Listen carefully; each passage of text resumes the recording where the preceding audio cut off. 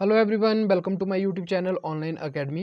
तो आज की इस वीडियो में हम डिस्कस करने वाले हैं मॉडर्न हिस्ट्री से संबंधित एमसीक्यूज। तो चलिए देखते हैं पहला क्वेश्चन रहेगा, कांग्रेस की पहली भारतीय महिला अध्यक्ष कौन थी। तो इसका जो सही आंसर रहेगा, भारतीय महिला अध्यक्ष पूछी गई है। तो ध्यान रखिएगा, अगर भारतीय महिला अध्यक्ष के बारे में पूछा जाए तो ऑप्शन ए सरोजिनी नायडू सही आंसर रहेगा। लेकिन वहीं अगर आपसे क्वेश्चन पूछा जाता कि कांग्रेस की पहली जो महिला अध्यक्ष है या विदेशी महिला अध्यक्ष है, विदेशी महिला अध्यक्ष, या आपसे पूछा जाता है कि कांग्रेस की महिला अध्यक्ष कौन रही है पहली, तो उस केस में जो आंसर बनता वो एनी बेसेंट बनता। तो इन दोनों चीजों को आप ध्यान रखिएगा। चलिए अगले क्वेश्चन की ओर बढ़ते हैं। अगला जो क्वेश्चन रहेगा, 1924 के बेलगाम अधिवेशन की अध्यक्षता किसने की थी। तो देखिए, जब भी 1924 के बेलगाम अधिवेशन की बात आती है तो ध्यान रखिएगा, इसका सही आंसर होगा महात्मा गांधी जी। महात्मा गांधी जी ने अपने जीवन में कांग्रेस के मात्र एक अधिवेशन की अध्यक्षता की है, जो 1924 बेलगाम कानपुर का अधिवेशन था। सॉरी, बेलगाम कर्नाटक का अधिवेशन था। इस अधिवेशन में क्या हुआ था, तो ध्यान रखिएगा, आईएनसी और जो मुस्लिम लीग थे वो दोनों अलग हो गए थे। और इसी जो अधिवेशन था, इसी में गांधी दास पैक्ट जो हुआ था 1924 का, गांधी दास पैक्ट 1924 का, उसको भी मान्यता कांग्रेस के द्वारा इसी अधिवेशन में दी गई थी। अब बात की जाए चित्तरंजन दास के बारे में, तो ध्यान रखिएगा, चित्तरंजन दास जी ने 1922 का अधिवेशन होस्ट किया था। मोतीलाल नेहरू के बारे में बात की जाए तो ये जवाहरलाल नेहरू के पिता थे। इन्होंने जो है अधिवेशन जो होस्ट किए थे 1919 का, जो अमृतसर अधिवेशन था, और दूसरा जो 1928 का अधिवेशन था, वो दोनों अधिवेशन मोतीलाल नेहरू जी के द्वारा होस्ट किए गए थे। उसके बाद आते हैं जवाहरलाल नेहरू के बारे में। जवाहरलाल नेहरू के बारे में अगर बात की जाए तो जवाहरलाल नेहरू ने 1929 का जो लाहौर अधिवेशन था उसकी अध्यक्षता की थी। तो इतने कुछ क्वेश्चन जो है आप इस प्रश्न से ध्यान रख सकते हैं। चलिए अगले क्वेश्चन की ओर बढ़ते हैं। अगला जो क्वेश्चन रहेगा, 1885 में बम्बई में हुए भारतीय राष्ट्रीय कांग्रेस के पहले अधिवेशन की अध्यक्षता किसने की थी। तो देखिए, आप सभी लोगों को पता होगा कि 28 दिसंबर से लेकर 31 दिसंबर 1885 क्या हुआ था, 72 लोगों की एक टीम थी, या 72 लोगों ने मिलकर आईएनसी की स्थापना की थी। कहाँ की थी, तो गोकुलदास तेजपाल जो संस्कृत कॉलेज था वहां पे इसकी स्थापना की गई थी, और वो कहाँ था, बम्बई में था। तो ये ध्यान रखिएगा। अब बात की जाए कि पहला जो अधिवेशन हुआ था तो पहली मीटिंग कहाँ हुई थी, तो ध्यान रखिएगा, पहली मीटिंग बम्बई में ही हुई थी। और इसके जो अध्यक्ष थे वो थे WC बनर्जी। उसके बाद बात की जाए दूसरे अधिवेशन की, तो दूसरा अधिवेशन हुआ था कलकत्ता में, जो हुआ था 1886 में, और इसकी अध्यक्षता की थी दादा भाई नौरोजी के द्वारा की गई थी।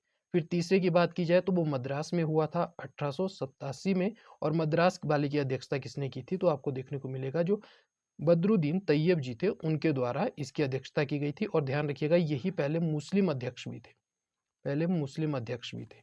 और चौथे की अगर बात की जाए तो चौथे में आपको ध्यान रखना होगा कि ये हुआ था इलाहाबाद में, और इसकी अध्यक्षता की गई थी जो 1889 का अधिवेशन है, 1888 का जो अधिवेशन है, इसकी अध्यक्षता की थी जॉर्ज यूल ने, और ये प्रथम जो है यूरोपीय व्यक्ति थे। तो ध्यान रखिएगा, पहले जो मुस्लिम थे वो कहाँ, 1887 मद्रास, और पहले यूरोपीय व्यक्ति जो थे वो कहाँ, इलाहाबाद में 1888 में। और बात की जाए दादा भाई नौरोजी जो पहले पारसी थे, तो उन्होंने कहाँ पे की थी, पहले पारसी अध्यक्ष कौन रहे थे, ऐसा क्वेश्चन पूछा जाए तो 1886 में कलकत्ता में की गई थी। तो इतनी कुछ इन्फॉर्मेशन आप यहाँ से ध्यान रख सकते हैं। इस क्वेश्चन का सही जो आंसर रहेगा वो रहेगा WC बनर्जी।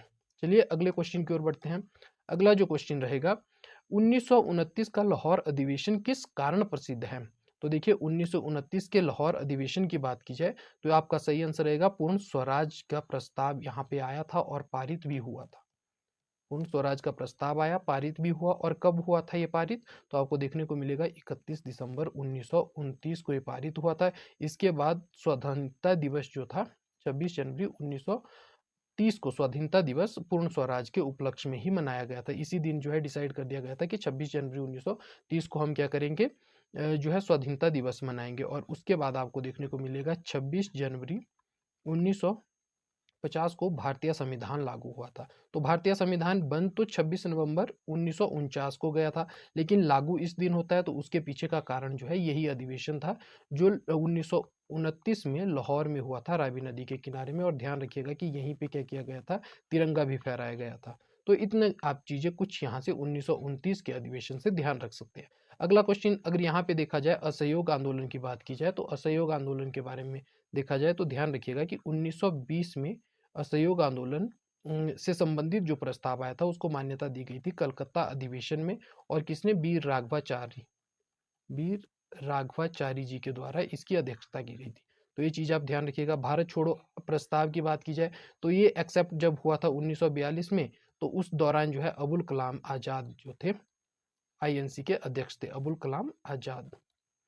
इसके अलावा बात की जाए बंगाल विभाजन की, तो बंगाल विभाजन में आपको देखने को मिलेगा 1905 में बंगाल विभाजन के समर्थन में स्वदेशी आंदोलन चला था। और इसकी जो है अध्यक्षता 1905 के बनारस अधिवेशन की अध्यक्षता किसने की थी? तो ध्यान रखिएगा ये वाली अधिवेशन जो अध्यक्षता थी ये की गई थी जी के द्वारा, गोपाल कृष्ण गोखले के द्वारा की गई थी। तो ये इतनी जानकारी आपको इस क्वेश्चन से मिलती है। चलिए अगले क्वेश्चन की ओर बढ़ते हैं।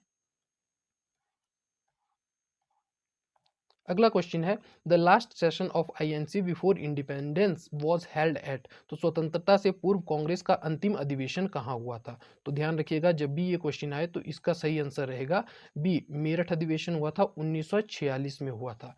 और इसकी अध्यक्षता किसने की थी? ध्यान रखिएगा 54वां अधिवेशन था ये, और अध्यक्षता की थी इसकी जेबी कृपलानी ने।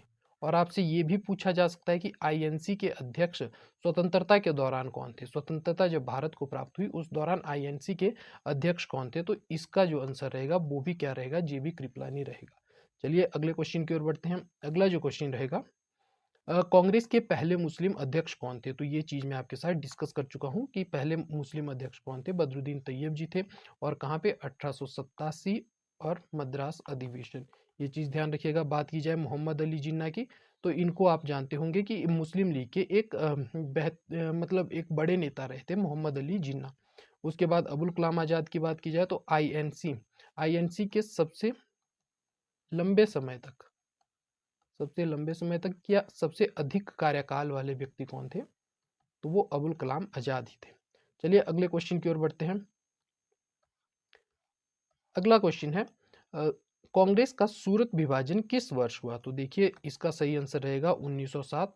1907 में क्या होता है? सूरत अधिवेशन होता है, जिसमें कांग्रेस की विचारधारा में, दो विचारधाराओं में, जो कांग्रेस की विचारधारा थी वो स्वदेशी आंदोलन के प्रचार प्रसार को लेकर बिल्कुल परिवर्तित हो चुकी थी। जो स्वदेशी एवं बहिष्कार आंदोलन चला था 1905 में, तो दो दलों में कांग्रेस बन चुकी थी। नरम दल वाले चाहते थे कि जिस क्षेत्र की वो समस्या है उसी क्षेत्र में रहे, क्योंकि बंगाल विभाजन के संबंध में आई थी तो लोग चाहते थे नरम दल वाले कि वो बंगाल तक सीमित रहे। लेकिन जो गरम दल वाले थे वो चाहते थे कि किसी प्रकार से जो है क्या ना किया जाए, इसको बंगाल तक सीमित ना रखा जाए, बल्कि पूरे भारत में इसका प्रसार किया जाए। और दूसरा, नरम दल वाले ये भी चाहते थे कि जो भी मतलब संवैधानिक ये चाहते थे कि सरकार का पूरी तरह से बहिष्कार ना हो। क्योंकि क्या था कारण? 1909 का जो मार्ले मिंटो अधिवेशन आया था, क्योंकि सरकार ने उस दौरान घोषणा कर रखी थी कि हम जो है सुधार बहुत जल्दी लाने वाले हैं। तो नरम दलों को ये उम्मीद थी कि नरम दल चाहता था कि जो कांग्रेस जो सरकार जो है किसी प्रकार से सुधार ला रही है तो हमें उसका बहिष्कार नहीं करना चाहिए। लेकिन ये चाहते थे कि पूरी तरह से स्वदेशी अपनाया जाए, अपने इंस्टीट्यूशंस हो, किसी प्रकार से सरकार की कोई सहायता ना ली जाए। तो गर्म दल और नरम दल की आइडियोलॉजी में पूरी तरह से आपको देखने को मिलेगा कि एक प्रकार से बहुत बड़ा चेंज हो गया था, या एक दूसरे से विचारधारा गतिरोध हो गया था। तो उस कारण आपको देखने को मिलेगा 1907 में क्या हो गया? विभाजन हुआ। और ये कहाँ पे? सूरत गुजरात में अधिवेशन हुआ था। और इसके अध्यक्ष कौन थे? रास बिहारी घोष इसके अध्यक्ष थे।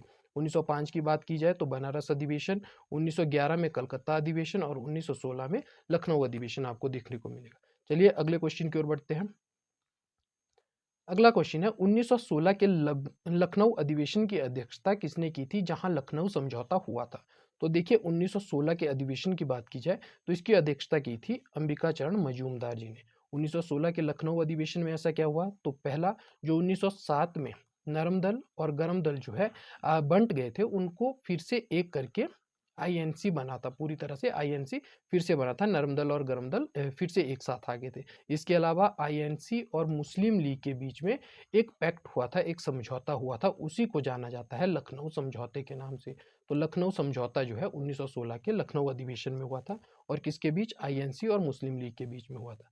इसके बाद अगर बात की जाए तो यहीं पे जो मार्लियामेंटो अधिनियम आया था 1909 का, उसको भी यहीं पे मान्यता दी गई थी कांग्रेस के द्वारा, जिसमें पृथक निर्वाचन मंडल की बात होती है। और बाद में जो भारत विभाजन का भी एक बड़ा कारण बना, तो उसकी नींव कहीं ना कहीं कांग्रेस ने इसी अधिवेशन में रखी थी, 1916 के अधिवेशन में। इसके अलावा अगर बात की जाए तो बीजी तिलक ने यहीं पर स्वराज मेरा जन्मसिद्ध अधिकार है वो वाला नारा भी यहीं पर दिया था। इसके बाद अगर ऑप्शन पे देखा जाए तो एनी बेसेंट ने जो है 1917 के कलकत्ता अधिवेशन की अध्यक्षता की थी। बाल गंगाधर तिलक देखिए एकमात्र व्यक्ति ऐसे देखने को मिलेंगे आपको बाल पाल और लाल में। जो लाल है इन्होंने 1920 के अधिवेशन यानी कि लाला लाजपत राय ने 1920 के अधिवेशन की स्पेशल अधिवेशन जो था कलकत्ता का उसकी अध्यक्षता की थी। लेकिन बाल गंगाधर तिलक 1918 के लिए नॉमिनेट हुए थे एज अध्यक्ष, जो दिल्ली में अधिवेशन होना था, लेकिन किसी वजह से जो है वो कहाँ पे वो लंदन चले गए थे, तो उस कारण 1918 के अधिवेशन की अध्यक्षता दिल्ली वाले की मदन मोहन मालवीय करते हैं। और यहाँ पे जो रहेगा आपका, तो ध्यान रखिएगा कि मदन मोहन मालवीय 1918 दिल्ली अधिवेशन, पहले बाल गंगाधर तिलक उसके लिए नॉमिनेटेड थे। तो चलिए इतनी जानकारी आप इस क्वेश्चन से ध्यान रखिएगा। अगले क्वेश्चन की ओर बढ़ते हैं। अगला क्वेश्चन है 1905 के बनारस अधिवेशन की अध्यक्षता किसने की थी? तो ये मैं काफी डिटेल में आपके साथ डिस्कस कर चुका हूँ, तो इसका सही आंसर रहेगा गोपाल कृष्ण गोखले ने इसकी अध्यक्षता की थी। अगर देखा जाए दादा भाई नौरोजी के बारे में, तो दादा भाई नौरोजी ने एक तो 1886 के अधिवेशन की, जो दूसरा अधिवेशन था, 1893 का अधिवेशन जो 9वां अधिवेशन था, और आपको देखने को मिलेगा 1906 का अधिवेशन जो 22वां अधिवेशन था। ये वाला अधिवेशन इसकी अगर बात की जाए तो ये हुआ था कलकत्ता में, ये अधिवेशन हुआ था लाहौर में, और ये अधिवेशन भी हुआ था कलकत्ता में। तो इस प्रकार से आप दादा भाई नौरोजी से संबंधित तीनों अधिवेशन आपको ध्यान रखने होंगे, क्योंकि काफी महत्वपूर्ण जो व्यक्तित्व है भारतीय राजनीति का, ये दादा भाई नौरोजी के रूप में आपको देखने को मिलेंगे। नरम दल से संबंधित थे, तो इनके बारे में आप ध्यान रखिएगा। लाला लाजपत राय के बारे में मैं आपके साथ डिस्कस कर चुका हूँ कि 1920 का जो स्पेशल अधिवेशन हुआ था, स्पेशल अधिवेशन कहाँ हुआ था? कलकत्ता में हुआ था, उसकी अध्यक्षता की थी इन्होंने। और सुरेंद्र नाथ बैनर्जी की बात की जाए तो 1896 का जो 11वां अधिवेशन था पूना वाला, वहां पे इन्होंने अध्यक्षता की थी। तो ये चीजें आप ध्यान रखिएगा। अगले क्वेश्चन की ओर बढ़ते हैं। अगला जो क्वेश्चन रहेगा, भारत छोड़ो प्रस्ताव के समय कांग्रेस अध्यक्ष कौन थे? तो 1942 का जो भारत छोड़ो प्रस्ताव आया था उसके समय में अबुल कलाम आजाद, ये चीज मैं डिस्कस कर चुका हूँ, तो अबुल कलाम आजाद जो थे आपको यहाँ पे अध्यक्ष देखने को मिलेंगे। जवाहरलाल नेहरू की बात की जाए तो इनका आपको देखने को मिलेगा 1929 लाहौर अधिवेशन, 1936 का लखनऊ अधिवेशन, और 1937 का फैजापुर अधिवेशन में ये अध्यक्ष रह चुके हैं कांग्रेस के। जेबी कृपलानी की बात की जाए तो 1946 में मेरठ अधिवेशन में क्या रहे थे? अध्यक्ष रहे थे। और अगर राजेंद्र प्रसाद की बात की जाए तो 1934 का जो बम्बई अधिवेशन हुआ था उसमें अध्यक्ष रहे थे। और इसी दौरान जो है कांग्रेस ने अपनी जो स्वर्ण जयंती थी, 50 वर्ष पूरे होने के दौरान जो जयंती मनाई गई थी, वो कब मनाई गई थी, उस दौरान अध्यक्ष कौन थे? तो राजेंद्र प्रसाद ही उस दौरान अध्यक्ष थे। यहीं पे समाजवादी पार्टी की भी स्थापना होती है इसी सेशन के दौरान। और आपको यहाँ पे एक और चीज देखने को मिलेगी कि 1939 का जो त्रिपुरी अधिवेशन था, जिसके बाद सुभाष चंद्र बोस ने क्या किया था? रिजाइन कर दिया था। पटाभी सीतारमैया और सुभाष चंद्र बोस के बीच में जो टकरार चली थी, महात्मा गांधी उसके कारण रहे थे। तो उस दौरान क्या रहता है कि जब सुभाष चंद्र बोस ने क्या कर दिया था? रिजाइन कर दिया था, तो उसके बाद राजेंद्र प्रसाद को ही पुनः क्या बनाया गया था? अध्यक्ष बनाया गया था। तो ये चीजें आप ध्यान रखिएगा। अगले क्वेश्चन की ओर बढ़ते हैं। अगला जो क्वेश्चन रहेगा, स्वराज की मांग सबसे पहले किस कांग्रेस अधिवेशन में उठाई गई थी? तो स्वराज की मांग की अगर बात की जाए तो स्वराज की मांग कलकत्ता अधिवेशन 1906 में उठाई गई थी। इसके कौन अध्यक्ष थे? तो दादा भाई नौरोजी थे। सूरत अधिवेशन में आपको देखने को मिलेगा आईएनसी का स्प्लिट।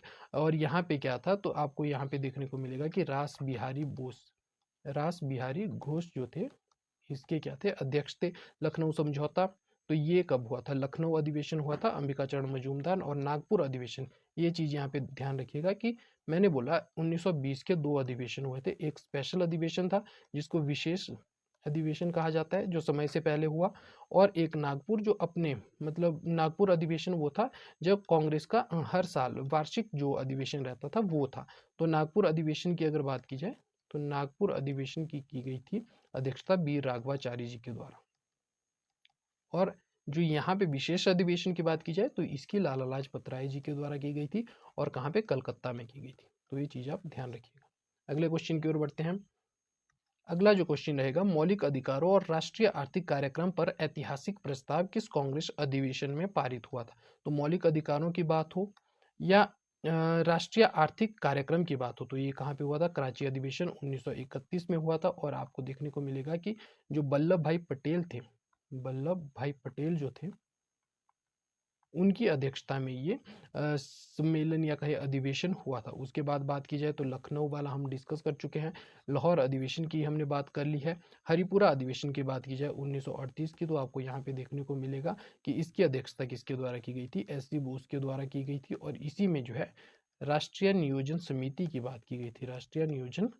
समिति राष्ट्रीय नियोजन समिति का गठन किया गया था। और आपको देखने को मिलेगा कि इसके अध्यक्ष जो थे जवाहरलाल नेहरू थे, जो राष्ट्रीय नियोजन समिति बनी थी उसके अध्यक्ष। और हरिपुरा अधिवेशन की अध्यक्षता किसने की थी? तो सुभाष चंद्र बोस ने की थी। अगले क्वेश्चन की ओर बढ़ते हैं। अगला जो क्वेश्चन रहेगा, लखनऊ समझौता कांग्रेस के किस अधिवेशन में हुआ था? तो लखनऊ समझौते की अगर बात की जाए तो 1916 में लखनऊ समझौता हुआ था। 1915 में आपको देखने को मिलेगा, 1915 में वैसे कोई स्पेशल वो नहीं हुआ था, इसमें आपको ज़्यादा ध्यान देने की आवश्यकता नहीं है। 1917 में बात की जाए तो कलकत्ता अधिवेशन जो है इसमें क्या था? एनी बेसेंट के समय में हुआ था। एनी बेसेंट ने इसकी क्या की थी? अध्यक्षता की थी। पहली महिला अध्यक्ष बनी थी वो कांग्रेस की। और 1918 वाला जो है ये दिल्ली में हुआ था। और किसके समय में हुआ था? मदन मोहन मालवीय के समय में हुआ था। मदन मोहन मालवीय ने इसकी अध्यक्षता की थी। और पहले कौन चुने गए थे? तो बीजीटी चुने गए थे। बाल गंगाधर तिलक इसके लिए नॉमिनेट किए गए थे अध्यक्ष के रूप में, या चुने गए थे। अगले क्वेश्चन की ओर बढ़ते हैं। अगला क्वेश्चन है, 1911 के कलकत्ता अधिवेशन की अध्यक्षता किसने की थी? तो देखिए 1911 के कलकत्ता अधिवेशन की अगर बात की जाए तो इसकी अध्यक्षता की थी बिशन नारायण धर के द्वारा इसकी अध्यक्षता की गई थी। और इसी अधिवेशन में ध्यान रखिएगा राष्ट्रीय गान पहली बार गाया गया था। राष्ट्रीय गान पहली बार गाया गया था। और लिखा किसने था राष्ट्रीय गान? तो आपको देखने को मिलेगा कि रविंद्रनाथ टैगोर जी ने लिखा था। लेकिन गाया किसने था? तो सरला देवी चौधराइन ने गाया था। सरला देवी चौधराइन ने पहली बार जो है राष्ट्रीय गान को गाया था। वहीं अगर बात की जाए वंदे मातरम की, वंदे मातरम या राष्ट्रीय गीत की बात की जाए तो ध्यान रखिएगा ये बंकिम चंद्र चटर्जी के द्वारा लिखा गया है। आनंद मठ में बंकिम चंद्र चटर्जी की जो पुस्तक है आनंद मठ, उसमें ये लिखा गया है। और आपको देखने को मिलेगा कि पहली बार 1896 का जो अधिवेशन हुआ था उसमें गाया गया था।